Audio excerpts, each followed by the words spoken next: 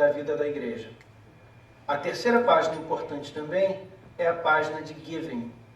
Nessa página você pode contribuir dízimos e ofertas clicando aqui através do PayPal. Outras páginas importantes também estão aqui em cima. Uma delas é o de blog, é um artigo semanal que é escrito e você pode então acompanhar esse pensamento.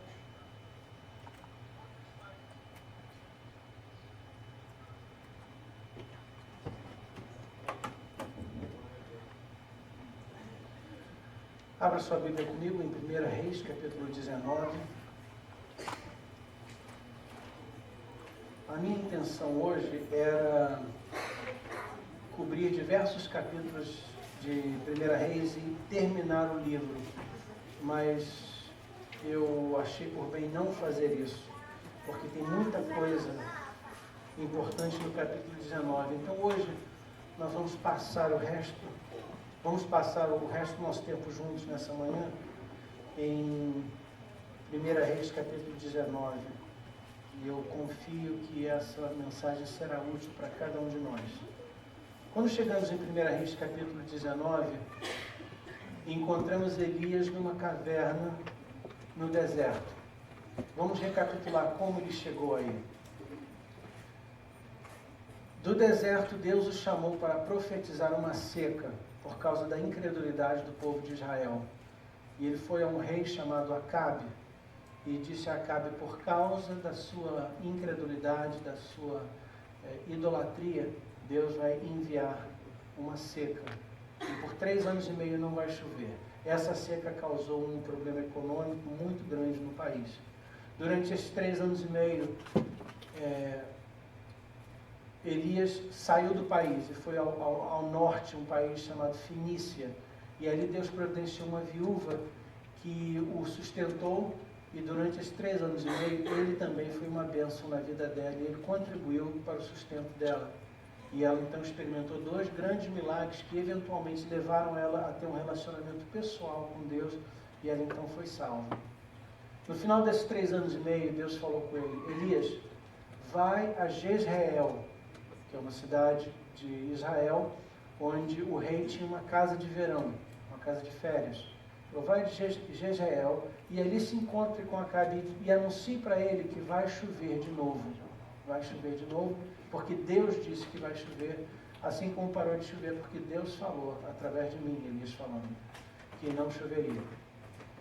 A caminho de Jezreel, Elias se encontra com um servo do rei Acabe. E os irmãos lembram da história, como ele manda o servo do rei, diz: olha, o rei está te procurando. Ele fala: vai falar, manda o rei vir aqui para falar comigo. Elias era um homem ousado, Elias era um homem corajoso.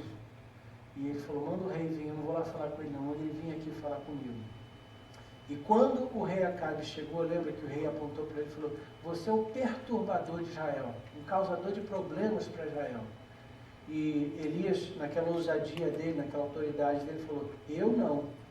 O perturbador de Israel, o causador de problemas para Israel é você e a tua casa. E nesse momento, Elias lançou um desafio a Acabe. Ele falou: olha, vamos resolver essa questão aqui e agora? Reúne os profetas de Baal. Tinha 850 profetas de Baal sustentados pelo governo. Ele falou: olha, reúne os profetas de Baal lá no Monte Carmelo. E nós vamos decidir isso hoje, aqui e agora. E os irmãos lembram de como os falsos profetas fizeram um altar. Elias mais tarde fez um altar também. Ambos clamaram por fogo do céu. Os profetas de Baal por horas e horas e horas e nada aconteceu. Elias clamou e com uma oração rápida, curta e objetiva, fogo caiu do céu. Os falsos profetas foram mortos e Elias provavelmente se sentiu aliviado, porque nesse confronto Jeová tinha se mostrado Deus novamente. Lembra que o clamor deles foi: só o Senhor é Deus, só Jeová é Deus, só Jeová é Deus.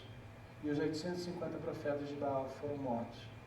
Bom, a notícia chegou em Jezreel, onde Jezabel estava, no palácio de verão. E Jezabel não gostou nada do que tinha acontecido, ela não gostou nada do avivamento. Pelo contrário, ela enviou uma mensagem de volta para Elias, dizendo assim, olha, em 24 horas você estará morto. Em 24 horas você estará morto. E quando Elias recebeu essa mensagem, ele correu. Ele fugiu. E a fuga dele vai levar ele a uma caverna. E nessa caverna ele vai ter um encontro com Deus. É interessante notar, querido, que às vezes Deus usa uma crise para levar-nos a uma caverna. E é nessa caverna que podemos ter um encontro com Deus e obter clareza na nossa vida. Os acontecimentos da vida, os compromissos do dia a dia, muitas vezes embaçam a nossa visão espiritual. Muitas vezes tiram o nosso foco das coisas que são realmente importantes. E Deus muitas vezes permite que uma crise nos leve à caverna. E nessa caverna podemos ter um encontro com Deus. E nesse encontro, as prioridades são postas nos seus devidos lugares. E é o que nós vamos ver que aconteceu com Elias. Muito bem, então vamos caminhar com ele até essa caverna. 1 Reis, capítulo 19, versículos 3 e 4. Elias ficou com medo. Elias ficou com... Para aí para digerir essa frase. Elias, queridos, é um dos maiores heróis da Bíblia. Elias foi um grande homem de Deus. Ele é tão importante que ele reaparece no Novo Testamento. Falaremos sobre isso no futuro. Elias é um dos personagens mais importantes da Bíblia. No entanto, até Elias combateu o medo. Até Elias combateu o medo. E não só ele teve medo, mas ele também fugiu. Ele saiu correndo. Fugiu com o seu ajudante para a cidade de Berseba, que ficava na região de Judá. Lembra que tinha Israel no norte e Judá no sul, quando teve aquela divisão do reino? Ele saiu de Israel para escapar do alcance de Acabe e de Jezabel e entrou no reino do sul, que é Judá. A última cidade no país de Judá era essa cidade de Berseba, lá no finalzinho, na fronteira sudeste. E ele foi até lá. Mas quando ele chegou lá, nem ali ele se sentiu seguro. Versículo 4. E foi para o deserto e caminhou mais um dia inteiro. Então ele agora sai até de Judá e vai para o deserto, onde Israel peregrinou por 40 anos. E ali, queridos, ele senta para descansar e ele faz uma oração. E olha a oração que ele orou. Já chega, Jeová. Acaba agora com a minha vida. Eu sou um fracasso, como foram os meus antepassados. Uma oração deprimente, né? Elias estava batalhando, não só o medo aqui, mas também a depressão. Eu não creio que ele estava tendo... não me parece que ele estava tendo tendência suicida aqui, porque o suicídio é quando a gente pensa em tirar a nossa própria vida, e isso é um caso à parte. Mas ele está quase lá. Ele não chega a estar considerando tirar a sua própria vida, mas ele pede a Deus para tirar a vida dele. Senhor, me mata, me leva, porque eu não aguento mais. Eu cheguei no fundo do poço, eu não tenho mais força, eu não aguento mais. Eu tenho ministrado, eu tenho orado, eu tenho te buscado, eu tenho te servido, mas a verdade é que eu sou um fracasso. Não só a rainha não se converteu, não só o culto a Jeová não foi restabelecido em Israel, mas agora estão até querendo me matar. E eu já não aguento mais. Eu sou um fracasso, como foram os meus antepassados. Tristeza, desespero e possivelmente até depressão, queridos. E é aqui que nós temos uma oportunidade de dar uma olhadinha. A Bíblia abre uma janela à alma de Elias. E eu quero tirar alguns momentos para a gente estudar isso, porque isso para mim é muito interessante e prático e útil para nós. É interessante e útil ver quem eram esses grandes homens de Deus e como eles viveram, para a gente não alimentar aquela ilusão que existe na mente de algumas pessoas, que se eu aceitar a Jesus, eu vou viver num mar de rosas. Tem pessoas que vivem na ilusão que se eu orar o suficiente, jejuar o suficiente, dizimar o suficiente, frequentar a igreja o suficiente, ler a Bíblia o suficiente, tudo vai dar certo na minha vida. Mas não é bem assim, queridos. Jesus disse, no mundo tereis aflições. Tem de bom ânimo, porque eu venci o mundo. Queridos, a única pessoa perfeita que viveu na terra, Jesus, morreu crucificado. Então não pense você que se eu fizer tudo certinho, minha vida vai ser toda certinha também. Porque infelizmente, no mundo em que o pecado entrou, que o pecado foi introduzido, as coisas estão fora do lugar. E às vezes você faz tudo certo e mesmo assim as coisas dão errado. Por quê, pastor? Por causa do pecado. E não é nem necessariamente o seu pecado. Pode ser. Pode ser o meu pecado ou o seu pecado. Mas às vezes é o pecado de outra pessoa. Às vezes é o pecado de uma pessoa removida da situação. Ela nem está ali. Mas ela fez alguma coisa. Alguém fez alguma coisa. E o pecado foi introduzido na história da humanidade. E agora, queridos, coisas acontecem que não deveriam acontecer. Injustiça, maldade, erros. Essas coisas fazem parte. Doença, falta, morte. E mais uma vez, não é nem necessariamente uma culpa diretamente nossa. Às vezes é, mas às vezes nem é. Mas o fato é que no mundo temos aflições. A crise e muitas vezes o sofrimento faz parte da nossa existência desse lado da eternidade. E Elias então teve que se deparar com isso e lidar com essa situação. E aqui nós vemos o temperamento dele, a alma dele exposta. E eu quero falar sobre isso rapidamente. Queridos, as pessoas que observam e estudam isso já por mais de 2000 anos, literalmente por mais de 2000 anos, desenvolveram uma classificação para as personalidades, para o temperamento humano. E isso vai ser importante para nós. Eu vou falar sobre isso não como uma curiosidade, mas porque eu creio que isso vai ser útil para mim e para você. Não só em entendermos aos outros, mas entendermos a nós mesmos e como a gente se encaixa no dia a dia. Eu vou usar uma folhinha aqui para nos ajudar a explicar algumas coisas.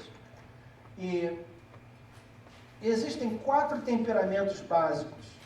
4 temperamentos básicos. Ultimamente, nos últimos anos, foi desenvolvido um 5º temperamento. E esse quadro ficou mais exato com um 5º temperamento. Mas eu vou usar a apresentação clássica dessa matéria e ignorar o 5º temperamento e falar só sobre os 4, porque esses 4 são os 4 fundamentais e principais. E mais uma vez, nós vamos fazer isso, número 1, para entendermos as pessoas que estão ao nosso redor. Número 2, para entendermos a nós mesmos. E número 3, para entender o que está se passando aqui com Elias.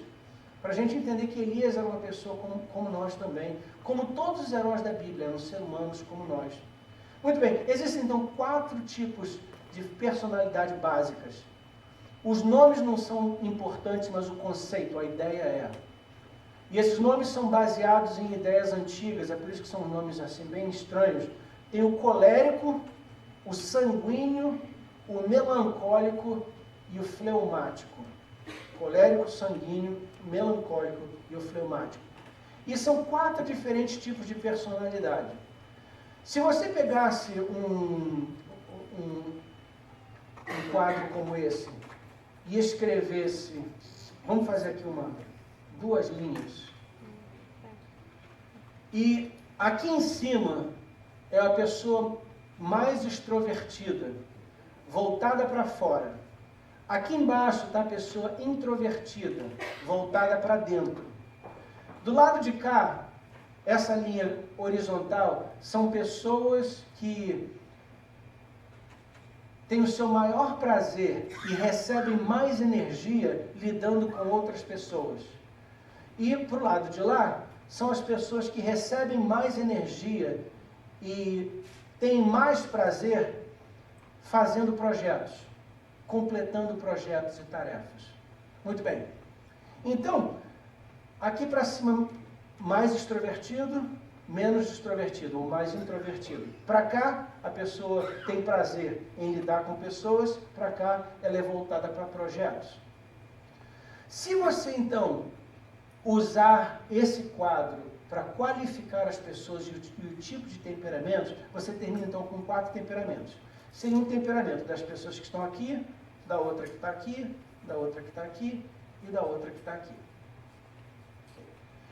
essa pessoa do lado extrovertido e que gosta de projetos, se sente bem e à vontade com projetos, ela é a pessoa colérica.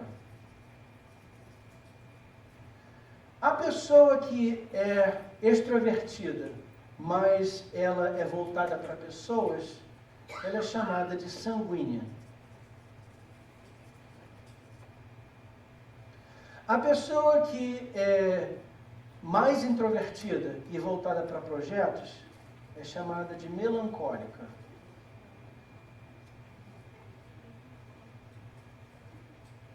E a pessoa que é mais introvertida e voltada para pessoas é chamada de fleumático.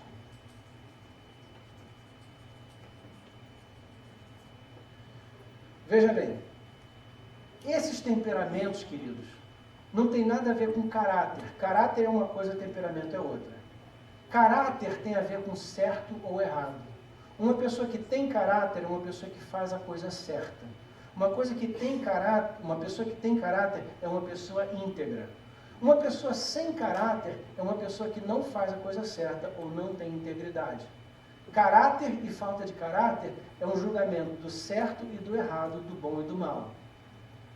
Essas categorias não têm a ver com caráter, tem a ver com temperamento. E temperamento não é que um é certo e outro é errado, mas é que um é de um jeito e outro é de outro. É mais ou menos a diferença entre as cores. Você não pode... Esse tipo de pergunta nem faz sentido. Qual é a cor certa? Branco é mais certo do que preto? Preto é mais certo que amarelo? Amarelo é mais certo que azul? A pergunta nem faz sentido, porque a gente não associa certo e errado com cores. E a gente deve pensar no temperamento da mesma maneira. Não tem um temperamento certo e um temperamento errado. Não tem um temperamento bom e um temperamento mau. Deus criou todos esses temperamentos. E, queridos, a coisa mais interessante, eu acho que isso mostra a criatividade e o senso de humor de Deus. Num casamento, ele raramente casa duas pessoas com o mesmo temperamento. Quantos maridos e mulheres dizem amém? Raramente ele faz isso. E isso se torna um grande desafio para o marido, para entender a mulher. E a mulher para entender o marido. Mas Deus fez isso de propósito, queridos. Ele botou um temperamento, ele botou um tempero no casamento, para ficar mais gostoso. Uma carne sem tempero fica ruim, uma comida sem tempero é ruim. Ele temperou o casamento com temperamentos diferentes. E ele nos equilibra assim. Ele põe uma pessoa de um jeito e a outra de outro, para uma equilibrar a outra, uma completar a outra, uma ajudar a outra. E, queridos, a gente aprende uns com os outros. Eu estou falando de casamento, mas não é só no casamento, não. Na equipe de louvor, entre os intercessores, com os recepcionistas, com a produção, com as professoras de escola dominical. Deus junta numa equipe pessoas de diferentes temperamentos e ali nós somos desafiados a aprender aquilo que a gente não sabe e ensinar aquilo que a gente sabe e entender a pessoa e amar aquela pessoa como ela é. Suspender os nossos julgamentos e as nossas críticas e servir, amar, perdoar, entender, caminhar juntos. Deixar que aquela pessoa complete a gente e nos ensine o que a gente não sabe. Isso tudo acontece no contexto de relacionamentos. Agora, deixa eu dar alguns exemplos práticos. E, de repente, você vai se identificar aqui em algum lugar nisso tudo. Uma pessoa colérica, por exemplo. O extrovertido, ele demonstra mais energia. O extrovertido está voltado para fora. O introvertido está voltado para dentro. Então, a energia do introvertido está sendo desenvolvida aqui dentro. A energia do extrovertido está sendo investida lá fora. Então, esses dois temperamentos, o colérico e o sanguíneo, eles são mais energéticos. Eles são mais, em inglês, outgoing, mais voltados para fora, mais comunicativos. Eles estão mais... Mas o que isso significa, queridos? Que as altas deles geralmente são mais altas. Mas sabe o que? As baixas são mais baixas também. O colérico e o sanguíneo vivem andando de montanha-russa. Eles sobem lá em cima, mas quando eles caem lá embaixo. É assim e assim, é assim e assim, é assim, mas sempre com energia. Sempre com energia. Aqui embaixo, o introvertido, ele gasta mais daquela sua energia dentro de si. Então, ele tem altos e baixos também, sim, porque ele também é um ser humano, ele tem altos e baixos, mas os altos dele são menos altos e os baixos são menos baixos. Então, geralmente, quem está aqui embaixo, o melancólico e o fleumático, são considerados pessoas estáveis, constantes, porque eles não têm muitos, os altos não são tão altos e baixos, não, então varia menos. Constância, estabilidade. A pessoa aqui em cima, ela dá a impressão para quem está observando do lado de fora, mais inconstante, instável. Por quê? Sobe e desce, sobe e desce, sobe e desce, sobe e desce. Veja bem, é temperamento isso, não é certo ou errado. É a maneira que as pessoas são. E muitas vezes, um marido estável casa com uma esposa instável. Ah, Senhor, eu não consigo entender por que ela podia estar alegre, ela está triste, ela lá em cima, dele lá embaixo. E ela, Senhor, me ajuda a entender esse marido, ele não se move, ele não parece que não sobe, não desce, está parado. Os dois trabalhadores, um trabalhador faz, e o outro está quietinho, trabalhando também, fazendo quietinho. Fala alguma coisa. E o outro, para de falar tanto, por favor. Mas veja bem, mais energia, menos energia. Não é caráter, é personalidade aqui. Isso aqui vai ficar muito importante daqui a pouquinho, quando a gente voltar para Elias, tá? Então, me acompanha. Note também que um lado é voltado para a pessoa e outro é voltado para projetos. Isso significa que certas pessoas derivam uma certa satisfação e uma energia em cumprir obrigações e fazer certos projetos. Outras pessoas, por outro lado, derivam energia no convívio e no contato, no intercâmbio com as pessoas. Então, vamos dar um exemplo aqui. Se eu sou uma pessoa voltada para projetos e eu estou batendo uma carta no computador, ou eu estou pagando as contas do mês, ou eu estou assistindo um programa de televisão, ou eu estou lavando a louça. Se você vem falar comigo, enquanto eu estou fazendo uma dessas coisas, eu vou considerar isso uma interrupção. Espera, porque eu tenho que terminar o meu projeto. E a pessoa que é voltada para a pessoa, ela vai, às vezes ela se ofende. Poxa, você não vai parar de lavar a louça para falar comigo? Mas se a pessoa é voltada a projetos, ela tem que terminar. Ela tem que terminar porque o temperamento dela é esse. Ela tem que cumprir as obrigações, ela tem que terminar os projetos, para depois ela poder desfrutar o relacionamento, a comunicação e o convívio. A pessoa, por exemplo, que está no convívio, ela que deriva energia no convívio, se ela está lavando louça lá e alguém bate na porta ou o telefone toca, ela para ali naquele instante para atender o telefone e conversar por 3 horas. Se alguém bateu na porta, pode ser o homem do UPS, pode ser o cara da FedEx, ela não quer saber, eu vou parar agora, eu vou lá conversar com o homem da FedEx, porque isso é mais importante, falar com o carteiro, do que ficar fazendo isso aqui.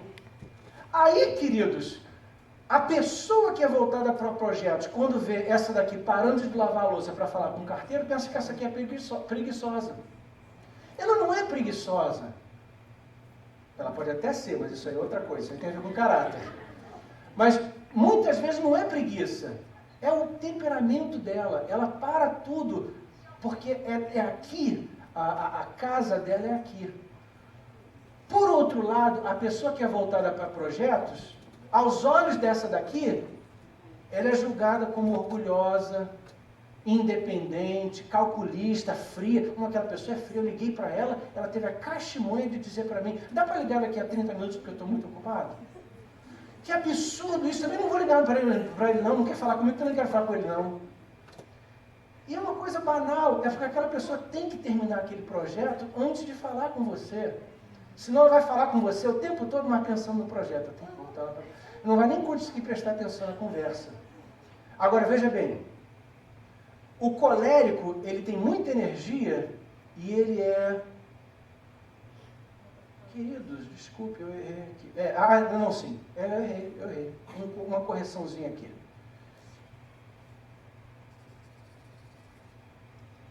O colérico, ele é...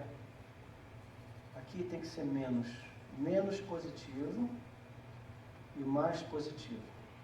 Ok? Esses temperamentos daqui de cima, porque eles têm tanta energia dentro de si, eles acham que eles são capazes de vencer o mundo inteiro, e mais alguma coisa. Porque são cheios de energia, lembra? Então, eles são extrovertidos, voltados para fora, então eles acham que eles têm capacidade de vencer tudo. Mas o colérico, ele é menos positivo do que o sanguíneo. Então, o colérico, ele acha que ele tem que fazer acontecer, ele tem que correr atrás para fazer acontecer, porque o universo, ele está nadando contra a maré. Esse aqui, o sanguíneo, ele acha que o universo está nadando com a maré. Então ele acha, vai dar certo, de uma maneira ou de outra a gente vai chegar lá. Então o sanguíneo é o boa praça, o sanguíneo é o otimista, o sanguíneo é aquela pessoa extrovertida e bem positiva. O sanguíneo é aquela pessoa que todo mundo gosta dele. Ele geralmente ele é o líder, ele é a atenção da festa, ele é o líder do grupo, porque ele é uma pessoa positiva e cheia de energia. O colérico, por outro lado, ele está voltado mais... esse aqui também é voltado para pessoas, então todo mundo gosta de ser gostado. Como essa pessoa gosta de pessoas, também ele vai receber esse calor de volta.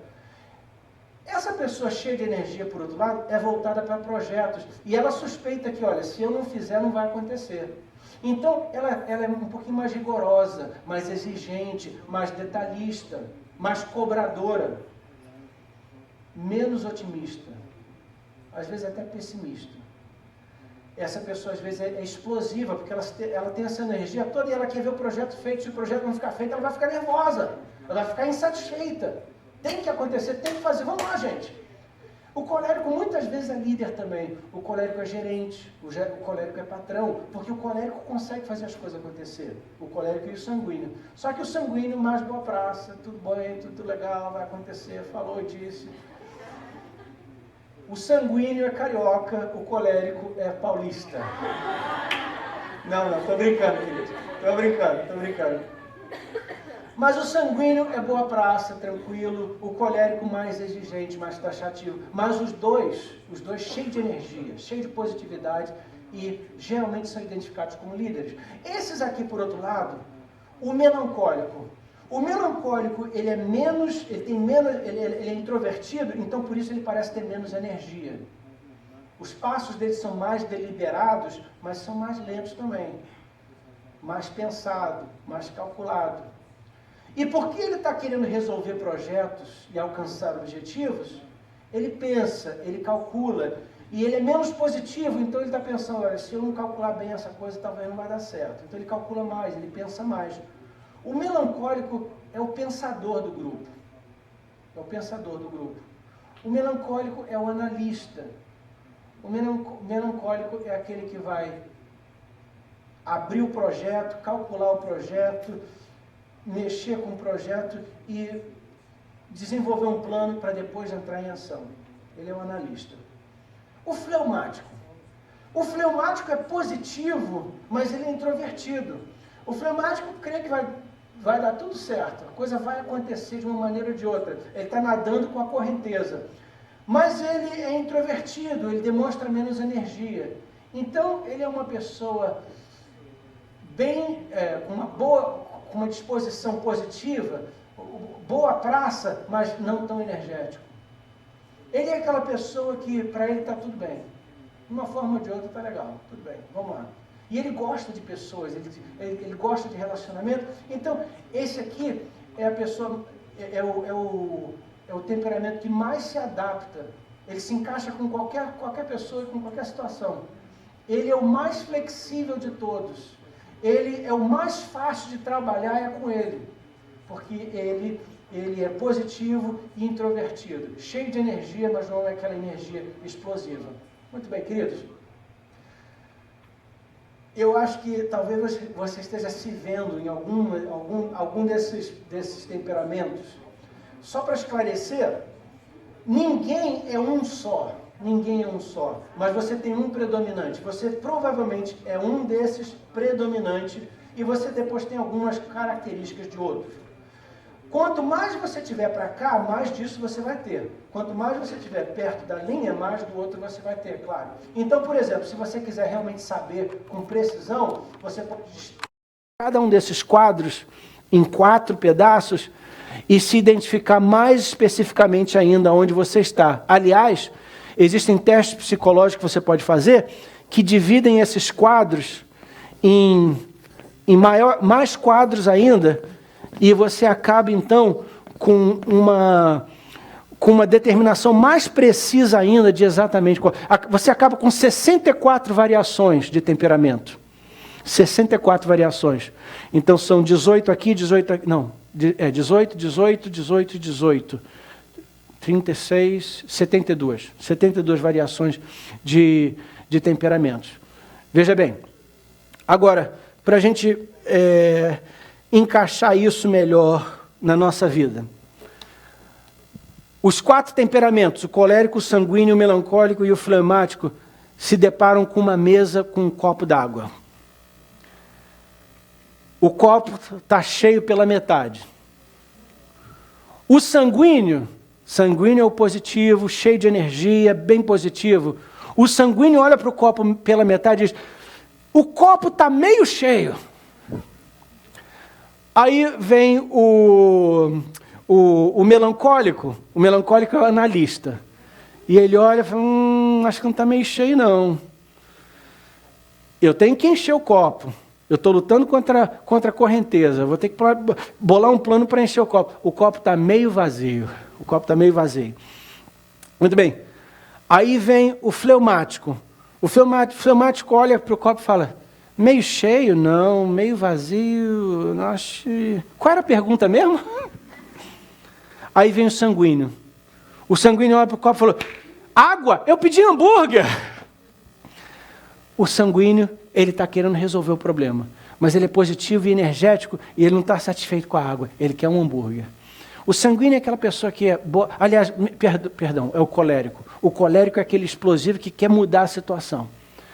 A verdade é, queridos, que todos eles, de uma forma ou de outra, até certo ponto, estão certos. E é por isso que é importante que a gente entenda isso, queridos. Se você é fleumático, não tenta fazer do seu vizinho fleumático também. Deixa ele ser o que ele é, porque não está errado ser um ou outro. Pais, se você tem um filho extrovertido, deixa ele ser extrovertido. Não tenta convencer ele a ser introvertido. Pais, se o seu filho ou filha são introvertidos, deixa ser introvertido, isso aqui não é defeito. Não tenta forçar ele a ser extrovertido. Cada pessoa tem um temperamento diferente, e esse temperamento foi criado por Deus, não tem nada de errado. E eu estou falando isso, queridos, porque é uma coisa para mim muito pessoal. Na minha adolescência, e até no princípio da minha vida como adulto, eu combati com isso. Eu não sabia entender isso, computar isso na minha própria mente. E eu passei muito tempo na minha adolescência frustrado com a minha identidade, tentando ser alguém que eu não era. Admirando outras qualidades que não eram minhas, que não foi o que Deus me deu.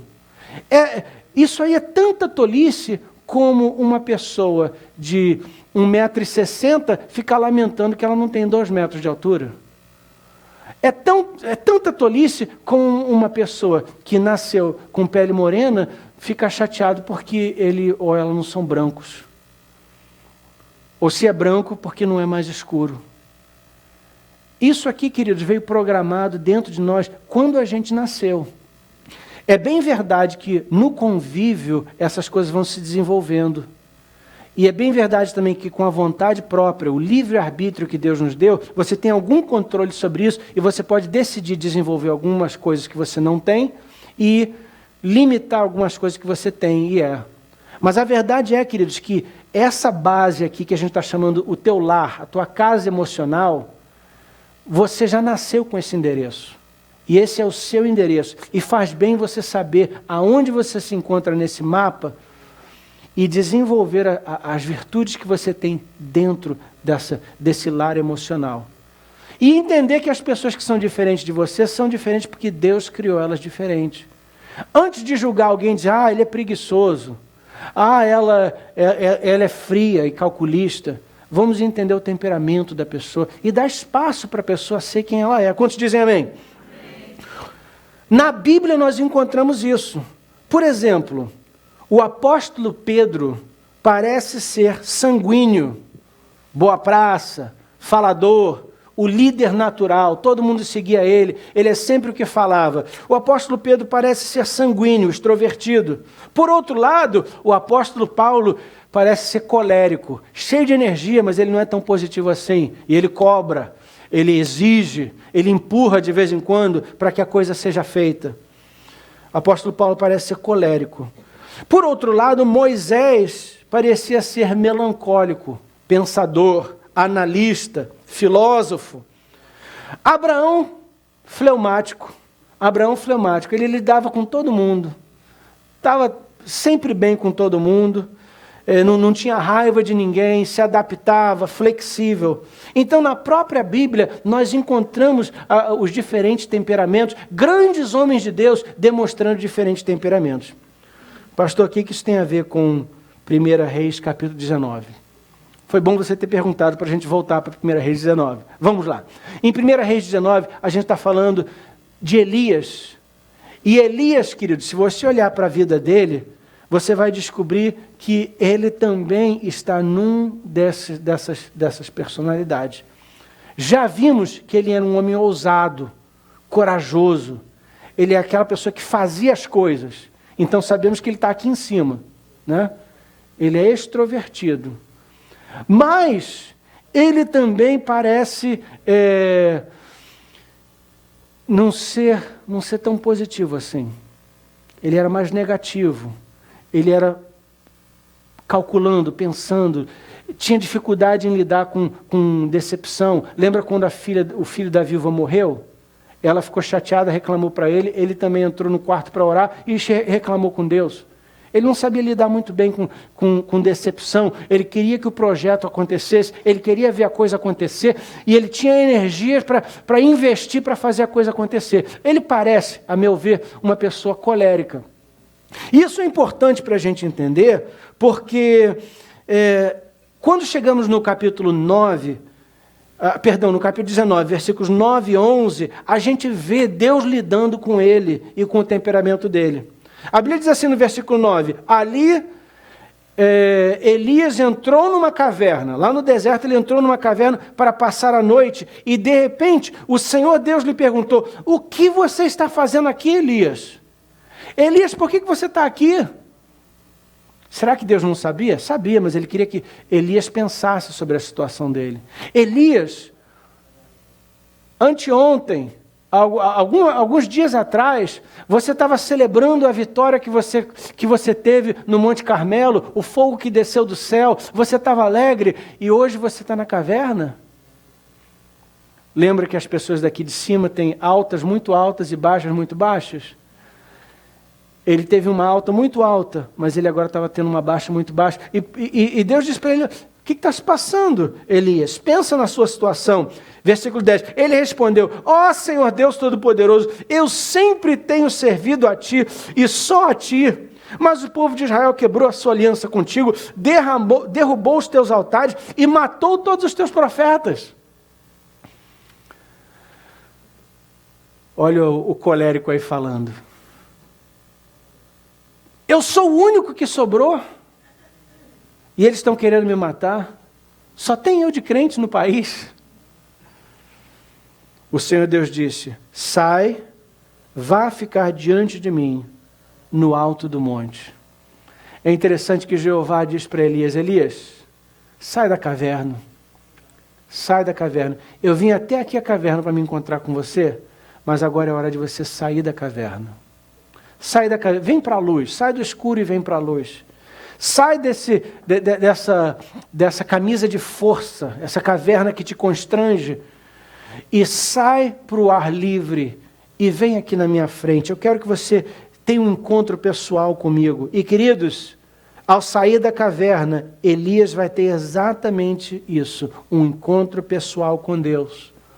E nesse encontro Deus vai lidar com o temperamento dele. E vai lidar com a visão dele. E vai esclarecer a mente dele e o projeto de Deus para a vida dele. Os irmãos já pararam para pensar, por que aconteceu o que aconteceu no capítulo 19? Lembra da história? A Bíblia diz que assim que Elias saiu da caverna, veio um vento muito forte, parecendo um furacão. O vento era tão forte que as rochas se partiram. Aí a Bíblia diz, mas o Senhor não estava no vento. Aí depois do vento veio um tremendo de um terremoto. A terra tremeu, o monte sacudiu. E a Bíblia diz, mas o Senhor não estava no terremoto. Havia uma terceira coisa, fogo. Fogo do alto, caiu. E a Bíblia diz, mas o Senhor não estava no fogo. Depois do fogo, Elias ouviu uma voz branda e suave, diz a palavra de Deus. Na João Ferreira de Almeida, uma voz branda e suave. Um sussurro. E essa voz disse para ele, Elias, sou eu, Jeová. Nessa voz suave, Elias conversou com Deus e teve um desenvolvimento no seu relacionamento com Deus e na sua intimidade com Ele. Amados, eu quero propor uma coisa para os irmãos. E eu quero que você pense sobre isso. Por que será que Deus fez isso? Por que será que Deus veio? Aliás, Deus mandou vento, terremoto e fogo. E não se revelou nesses elementos e esperou para falar com ele depois na voz branda e macia, a voz suave, o sussurro. Eu vou dizer para os irmãos o que eu acho e peço que os irmãos simplesmente considerem isso.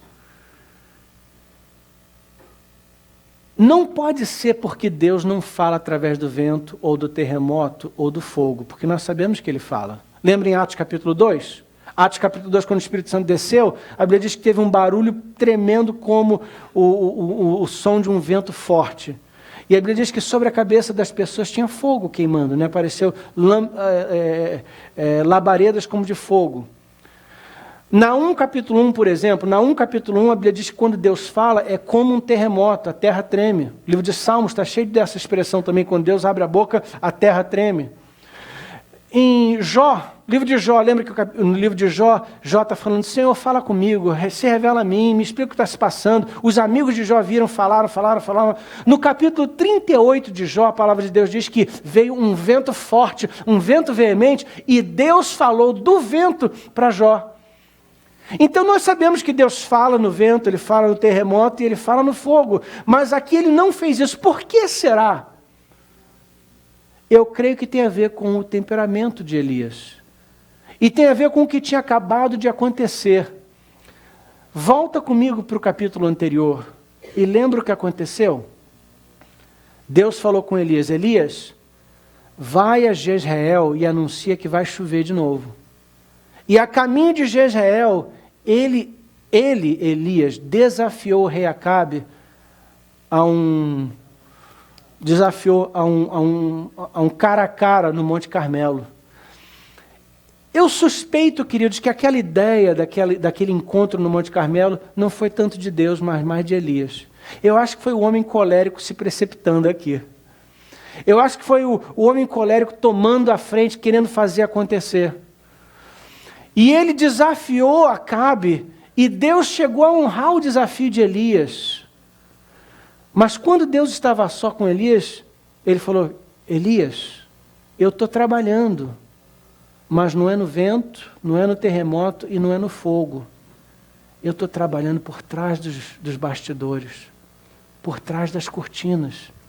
E você está querendo fazer a coisa acontecer e fogo cair do céu e resolver a situação, mas não é bem assim. A decepção de Elias é que o fogo caiu do céu e horas mais tarde a vida dele estava sendo ameaçada. A situação não ficou resolvida, ele não pôde checar a tarefa terminada. E Deus falou, eu estou trabalhando, Elias. Eu estou em controle, eu sou Deus. E você está me procurando no fogo, na tempestade, no terremoto, mas eu estou aqui, na minha voz branda e suave. Ouve a minha voz. E deixa eu fazer o meu plano.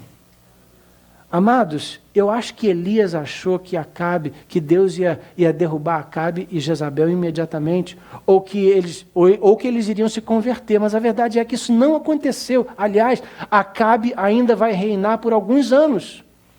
E Deus ainda vai dar oportunidade para ele e Jezabel se converterem.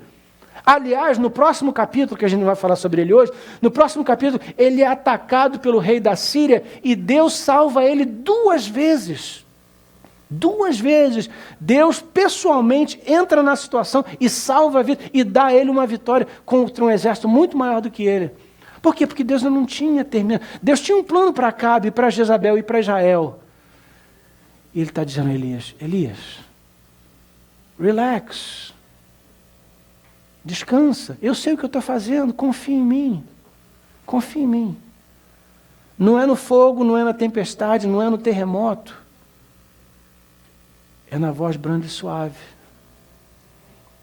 Isso pode parecer para você quase que uma heresia, porque sempre que a gente fala dessa passagem, parece ser uma grande vitória. Mas de repente não foi uma vitória tão grande assim. De repente foi Deus honrando a fé e a boa vontade de um servo dele. Mas de repente não foi o plano A, a ideia, o plano mais excelente. E eu apoio isso, queridos, em mais uma passagem que, a meu ver, confirma isso. Lucas capítulo 9, versículos 54 e 55. Nós não vamos ler, mas eu vou mencionar a passagem para os irmãos. O que acontece nessa passagem? É quando Jesus prega uma campanha evangelística na cidade de Samaria e ninguém se converte. Ninguém vem para Jesus. E 2 dos discípulos de Jesus ficaram tão na carne, eu suspeito que eles eram coléricos ou sanguíneos. Eu acho que eram coléricos. Eles ficaram tão na carne que eles falaram, Jesus, dá permissão para a gente clamar fogo do céu para vir e descer sobre essa cidade, que nem Elias fez. Lembra a resposta de Jesus, queridos? Ele virou para eles, vocês não entendem o espírito da coisa, vocês não têm o meu espírito, não é assim. Jesus não deixou eles fazerem isso. Jesus não deixou que os seus discípulos fizessem o que Elias fez. Então eu tenho para mim, queridos, que não era bem isso que Deus queria, mas Elias se empolgou. E Deus honrou, porque Deus é fiel. Mas mais tarde ele sentou e conversou com Elias. Ele falou, Elias, não é bem assim. Não vai ser agora. E não vai ser uma coisa bombástica e explosiva. Deixa eu trabalhar quietinho. Elias então teve um encontro com Deus. E nesse encontro Deus revelou a ele 5 coisas. Rapidamente. Deus revelou o seu poder através da tempestade, do fogo, do terremoto. Mostrou que ele realmente tinha poder. Mas revelou-se também a sua pessoa. Está faltando um S aí. Pessoa. Ele revelou a sua pessoa na voz branda e suave. Elias, eu quero que você conheça a minha face. A minha mão são os milagres, o poder. Mas a minha face é o relacionamento, é a intimidade. Queridos, tem muita gente que se apega à mão de Deus, mas nunca olha no rosto de Deus. Lembra o que Moisés disse para Deus no deserto? Ele falou, Senhor, mostra-me a tua face. A tua mão eu já conheço, tu abriste o mar vermelho, fogo veio do céu e queimou o topo da montanha do Monte Sinai, eu vi o teu dedo escrevendo os 10 mandamentos, a tua mão eu já conheço, eu vejo maná descer do céu, a tua mão eu conheço. Senhor, eu quero ver a tua face, eu quero te conhecer, eu quero ver o teu rosto. E foi isso que Elias teve o privilégio de experimentar naquela caverna. Ao sair da caverna, ele ouviu a voz de Deus e Deus se revelou a ele como pessoa que conversa, que dialoga, que quer um relacionamento. Deus também deu a ele um plano, o plano de Deus. Elias, você quer morrer, mas eu não vou matar você não.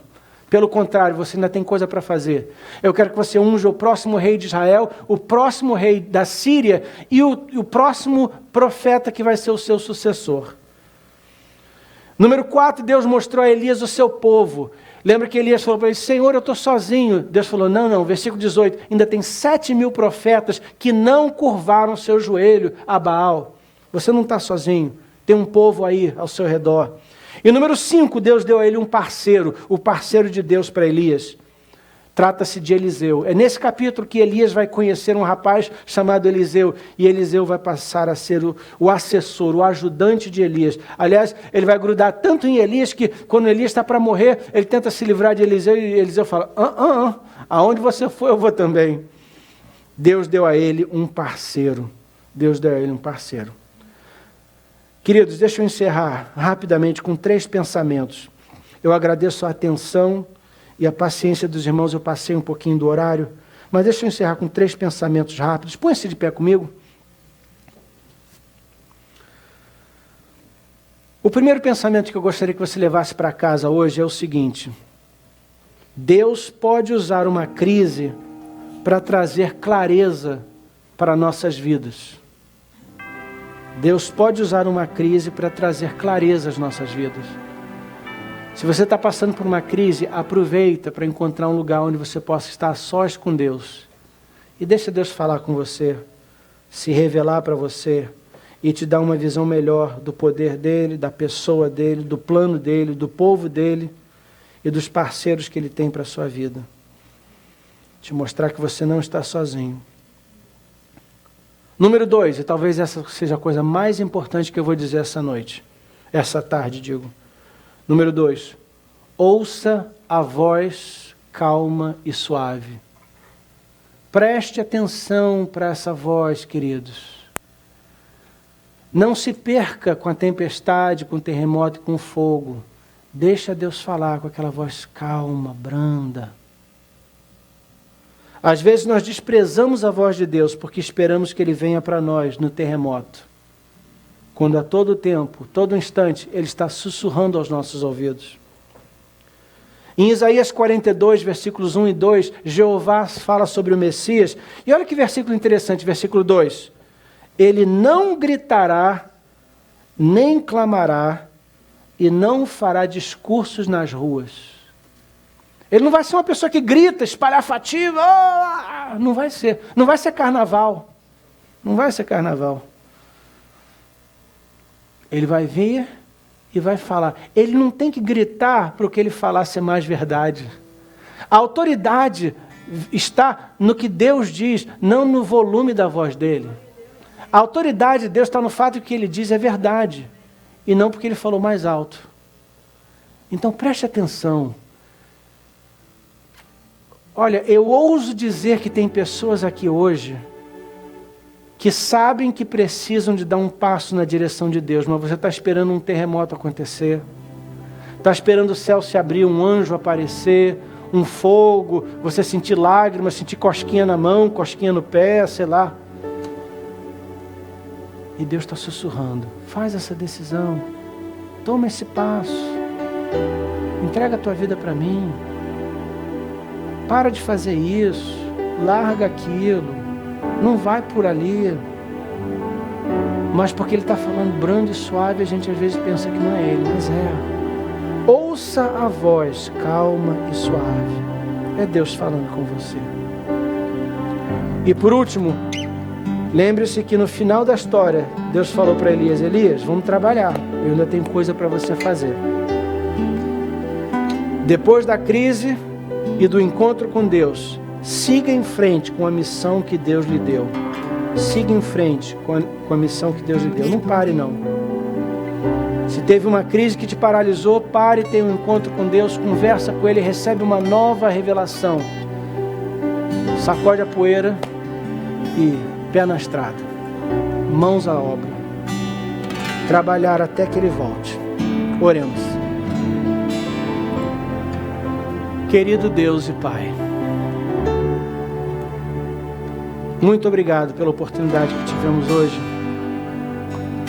de aprender um pouquinho mais sobre nós mesmos e sobre as pessoas que Tu puseste ao nosso redor. Mas mais do que tudo, obrigado por teres nos ensinado sobre a Tua voz. Obrigado, Senhor, por teres nos ensinado que Tu muitas vezes fala conosco numa voz suave e branda, uma voz que sussurra aos nossos ouvidos. Espírito Santo, Ajuda-nos a sermos sensíveis a essa voz e a respondermos a essa voz em obediência. Oramos isso em nome de Jesus e agradecemos no fim.